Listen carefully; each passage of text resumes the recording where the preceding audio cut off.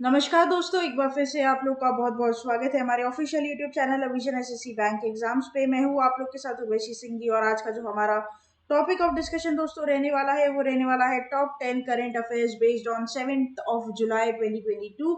आशा करते हैं कि आप लोग सब लोग घरों में बिल्कुल अच्छे होंगे, सुरक्षित होंगे। सेशन को स्टार्ट करने से पहले दोस्तों मेरी आप लोगों से एक छोटी सी रिक्वेस्ट रहेगी कि जो भी हमारे चैनल पर नया जुड़ा है या फिर वीडियोस को पहली बार देख रहा है, make sure that you hit the subscribe button. Also, don't forget to press the bell icon. Also, share this video with your friends as well. सिर्फ इतना ही नहीं दोस्तों, अगर आप लोग चाहते हैं कि सेशंस की पीडीएफ आप लोग को मिल जाए तो डिस्क्रिप्शन में जाकर लिंक की हेल्प से सेशन की पीडीएफ को भी आप लोग अवेल कर सकते हो। और साथ ही साथ आप लोग हमारा ऑफिशियल टेलीग्राम चैनल अविजन इंस्टीट्यूट के ग्रुप को भी जरूर ज्वाइन कीजिए। साथ ही साथ दोस्तों आप लोग इजीली अवेल कर सकते हैं हमारा ऐप, जो कि बहुत इजीली अवेलेबल है आपको प्ले स्टोर पर, जहां पर आपको free video lectures, latest articles, daily quiz, daily current affairs, free mock test, GK capsule, job notification and 1000 plus online test मिल जाएंगे। तो फिर देर किस बात की दोस्तों, जल्दी से जल्दी इंस्टॉल कर लीजिए और अपनी प्रिपरेशन को मजबूत कर लीजिए अविजन इंस्टीट्यूट के साथ जुड़कर। Study any time anywhere with अविजन।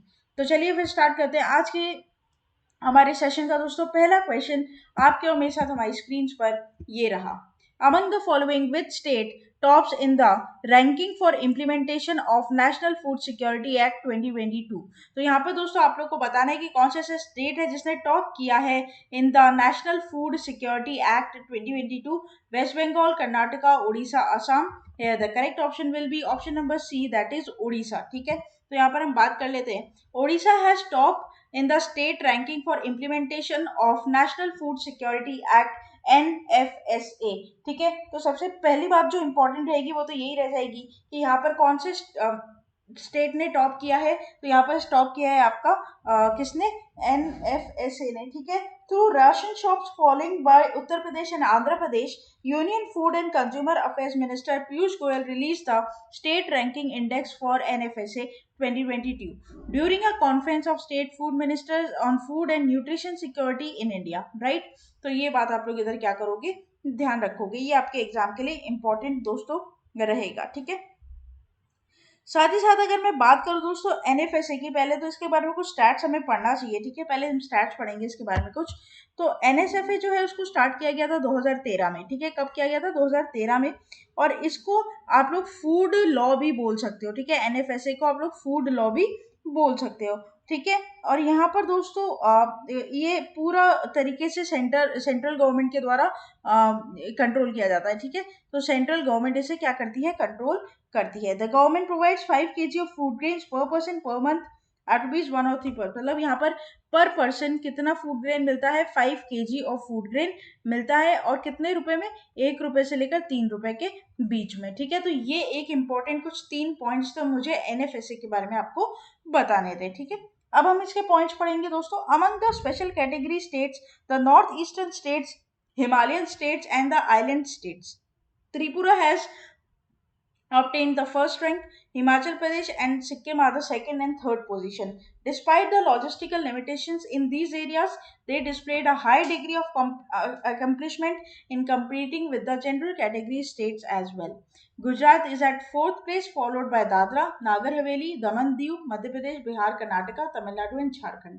ठीक है, तो ये बात आप लोग इधर क्या करोगे, ध्यान रखोगे। ठीक है, अच्छा साथ ही साथ मैं अगर कुछ बात करूं दोस्तों स्टेट्स और यूटी की, तो इस रिपोर्ट के हिसाब से सबसे पहला स्टेट तो उड़ीसा हो जाता है ना, और दूसरा होता है उत्तर प्रदेश, तीसरा होता है आंध्र प्रदेश, चौथा होता है गुजरात और पांचवा हो जाता है त्रिपुरा। ठीक है, अच्छा लास्ट में हो जाता है लद्दाख जो कि 34th पोजीशन पर है।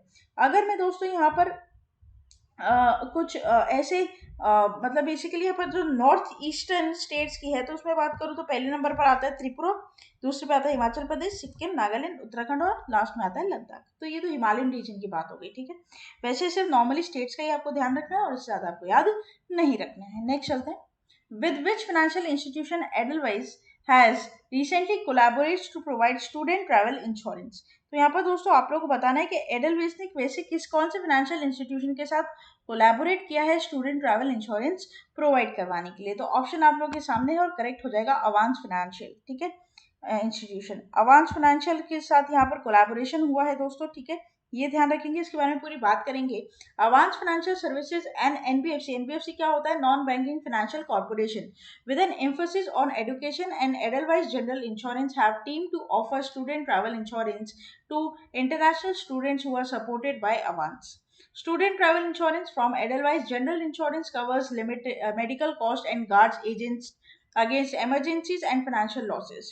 The Edelweiss General Insurance Plan ensures students have a worry-free time while studying and staying by providing comprehensive coverage against medical, lodging, and travel inconvenience-related covers. तो बेसिकली क्या है, यहाँ पर ध्यान रखने वाली बात यह है कि स्टूडेंट ट्रैवल इंश्योरेंस किस किस के कोलैबोरेशन में प्रोवाइड किया जा रहा है? तो अवांस फाइनेंशियल और एडलवाइस, ठीक है। तो ये बात यहाँ पर क्या रहेगी? इंपॉर्टेंट रहेगी दोस्तों, ठीक है। नेक्स्ट चलते हैं। Tarun Majumdar, who has recently passed away at the age of 92, belongs to which of the following field of interest? ठीक है, तो तरुण मजुमदार जो कि बहुत ही जानी मानी शख्सियत है दोस्तों, उनका देहांत हो गया है 92 ईयर्स में। कौन से फील्ड से बिलोंग करते थे, ये बात आपको बतानी है, और करेक्ट ऑप्शन हो जाएगा आपका फिल्म मेकर थे ये जाने माने। वेतन बेंगाली फिल्म डायरेक्टर तरुण मजुमदार, उनकी फोटो देख पा रहे हो दोस्तों, has passed away at the age of 92. Tarun Majumdar was known for helming popular Bengali films such as Smriti Tuktak, Shriman Prithviraj, Kuheli, Balika Badu, Dadar Kirti, Chander Bari, or among others in his lifetime. He created a significant impact in uplifting the Bengali film industry during the 60s, 70s, and 80s. He is also a recipient of national awards, BFJ awards, Filmfare awards, and Anand Lok award. ठीक है, तो ये आप क्या करेंगे, ध्यान रखेंगे। Padmashri award भी इनको मिला है 1990 में, ठीक है। तो यहाँ पर इनका देहांत हो गया है। डिमाइस है दोस्तों, ऑर्बिचरी है आपके एग्जाम के लिए इंपॉर्टेंट रहती है। मैंने हमेशा बताया ऑर्बिचरी पर आपके एग्जाम में क्वेश्चन पूछे जाते हैं। नेक्स्ट चलते हैं। Among the following to whom Aviva India appoints as their new CEO MD. दोस्तों आप लोग को बताना है कि अवीवा इंडिया, ठीक है, एक अपॉइंटमेंट है यहाँ पर। तो यहाँ पर अवीवा इंडिया के दोस्तों क्या सीईओ एमडी किसको बनाया गया है, ये बात आपको यहाँ पर बतानी है, और करेक्ट ऑप्शन हो जाएगा आपका असित रथ, ठीक है। असित रथ को यहाँ पर क्या बनाया गया है दोस्तों? सीईओ एमडी बनाया गया है किसका? आपका अवीवा इंडिया का, ठीक है। चलिए इसके बारे में हम पूरी बात करेंगे दोस्तों आप लोगों के साथ। तो यहाँ पर बोलता है Aviva India has appointed Asit रथ, आप इनकी फोटो यहाँ पर देख पा रहे हो है ना, as a chief executive officer and managing director. Rath will succeed Amit Malik. चलिए रिप्लेस किसको किया है, ये पॉइंट आप लोगों के लिए इंपॉर्टेंट हो जाता है। तो रिप्लेस किया है अमित मलिक को, ठीक है, who is living the business after 10 years. The appointment will come into effect on July 11. Currently the CEO of Prudential Myanmar Insurance Life Insurance. Rath comes with 22 years of banking and insurance experience in India and Myanmar, and has a strong distribution experience with ICICI Bank and ICICI Prudential Life in India. Right, तो ये बात आप लोग इधर क्या करेंगे, ध्यान रखेंगे। इनका कुछ बैकग्राउंड मैंने यहाँ पर लिखा है ताकि आप लोग के लिए नॉलेजेबल रहे, और साथ ही साथ यहाँ पर दोस्तों मैंने ये बता दिया कि इनको कितना एक्सपीरियंस है काम का और ये किसे रिप्लेस कर रहे हैं। ये पॉइंट आप लोग के लिए यहाँ पर इंपॉर्टेंट हो जाता है एग्जाम पॉइंट ऑफ व्यू से, ठीक है। नेक्स्ट चलते हैं। With which state or UT recently Tata Power inks a pact to establish a solar manufacturing facility? Very very important, right? तो यहाँ पे टाटा पावर ने कौन से स्टेट और यूटी के साथ दोस्तों कोलैबोरेशन किया है कि सोलर मैन्युफैक्चरिंग की फैसिलिटी को प्रोड्यूस किया जाए, स्टैब्लिश किया जाए? तो करेक्ट ऑप्शन हो जाएगा आपका तमिलनाडु, ठीक है। पूरी बात करेंगे। Tata power revealed that it has reached a deal with the Tamil Nadu government to invest 3000 crore in the constructing of a new solar cell for module manufacturing facility in the state's district, ठीक है, स्टेट त्रिवेणवली डिस्ट्रिक्ट। 3000 करोड़ रुपए, ये total fund outlay भी आपको एक point बना सकता है। आपको फंड आउटले भी दोस्तों क्या करने पड़ते हैं, याद रखने पड़ते हैं। According to the agreement both parties will endeavour to promote the switch to renewable energy and the creation of jobs in the state. Investment in the facility must take place over a period of more than 16 months and must result in creation of jobs, the majority of which will be for women, right. तो ये बात आप लोग इधर क्या करना, ध्यान रखना कि मेजॉरिटी जो यहाँ पर रहेगी जॉब्स की वो women's के लिए यहाँ पर देखने को मिलेगी। More than 2000 direct and indirect job opportunities will be generated by the initiative, most of which will be go to women, After the one in Bengaluru, this will be the Tata Power's second such production facility. Tata Power revealed that it has reached a deal with the Tamil Nadu government to invest 3,000 crore in the construction of new solar cell and module manufacturing facility in the state's Tirunelveli district. Right? तो ये बात तो मैंने आप लोग को बता ही दी है. ठीक है, तो यहाँ पर याद रखने वाली बात क्या हो जाती है, कुछ तो एक टोटल आउटले और कौन से स्टेट की गवर्नमेंट के साथ इनका कोलैबोरेशन यहाँ पर हुआ है, ये बात. नेक्स्ट चलते हैं. World Zoonosis Day is marked annually on, correct, will be on 6th of July. World Zoonosis Day marked annually on 6th July to commemorate the first vaccination administered against a zoonotic disease like influenza, Ebola or West Nile virus. Zoonotic diseases are caused by viruses, parasites, bacteria and fungi. Right? तो यहाँ पर दोस्तों basically कोई theme नहीं दी गई है, तो theme आपको याद नहीं रखनी. यहाँ पर आपको क्या याद रखना है कि इस दिवस को 6 जुलाई को मनाया जाता है. यहाँ पर इसका मेन एम मोटिव क्या है, ये भी थोड़ा सा आप लोग बैक हेड में याद रखेंगे. कैसे पूछता तो है नहीं दोस्तों एग्जाम में, लेकिन हाँ इंपॉर्टेंट डे पर क्वेश्चन थीम पर ही बनता है. ठीक है, नेक्स्ट चलते हैं. In the following, RBI imposed penalty on which of the commercial bank of India? दोस्तों यहाँ पर फिर से RBI ने क्या लगाई है, पेनल्टी लगाई है. आरबीआई की अगर मैं बात करूं तो आरबीआई क्या है, मॉनिटरिंग अथॉरिटी है. ठीक है, जो कि कॉमर्शियल बैंक के ऊपर नजर रखती है कि वो बैंकिंग रेगुलेशंस एक्ट 1949 के हिसाब से काम कर रहे हैं कि नहीं कर रहे. आरबीआई का जो एक्ट आया था वो आया था 1934 में और आरबीआई स्टैब्लिश हुआ था 1935 में. ठीक है, ये ध्यान रखना, 1 अप्रैल 1935 को हुआ था. अच्छा, उस टाइम उसकी दोस्तों यहाँ पर आरबीआई की जो हेडक्वार्टर था वो पहले था कैलकाटा में. ठीक है, पहले क्या था, कैलकाटा में, और उसके बाद वो कहाँ पे शिफ्ट हो गया, बॉम्बे में हो गया परमानेंटली. तो आज की डेट में भी आपको बॉम्बे में ही मिलेगा. राइट. अच्छा, साथ ही साथ दोस्तों मैं आप लोगों को बता दूं कि आरबीआई के जो अभी गवर्नर है वो 25th पोजीशन पर श्री शक्तिकांता दास है. फर्स्ट पोजीशन पर सर ऑसबॉर्न स्मिथ थे. ठीक है, और फर्स्ट इंडियन थे. थर्ड पोजीशन पर सीडी देशमुख. 24th पोजीशन पर जो थे वो थे उर्जित पटेल. 23rd पर थे आप लोग की कौन, रघुराम राजन. तो यहाँ पर दोस्तों कौन सी बैंक के साथ पेनल्टी हुई है, तो यहाँ पर जो करेक्ट ऑप्शन हो जाएगा वो हो जाएगा बोथ ए एंड सी. क्या हो जाएगा, both A and C, that is Kotak Mahindra bank and IndusInd bank. ठीक है, पूरी बात हम करेंगे यहाँ पर. The reserve bank of India has imposed a monetary penalty of 1.05 crore and 1 crore on Kotak Mahindra and IndusInd bank respectively. तो यहाँ पर दोस्तों मतलब क्या हुआ है, आरबीआई ने 1 करोड़ 5 लाख रुपए का तो क्या किया है यहाँ पर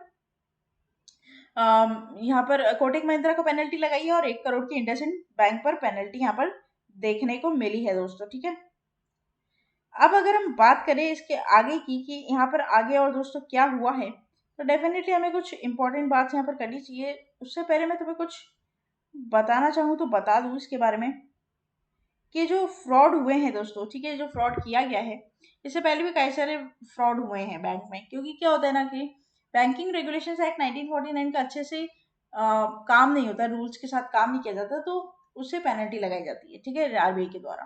तो यही काम यहाँ पर भी हुआ है. ठीक है, तो RBI found that the private lender fail to maintain a margin on advances to stock brokers credit the amount involved in the unauthorized electronic transactions to the customer's account within 10 working days from the date of notification by the customer, and credit eligibility and depositor education awareness fund within the period prescribed.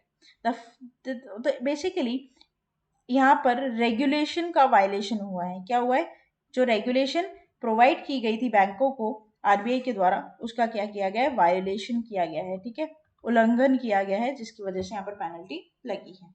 और IndusInd bank में दोस्तों KYC, ठीक है, KYC को लेकर जो परेशानी हो रही है उस चीज को लेकर यहाँ पर पेनल्टी लगाई गई है.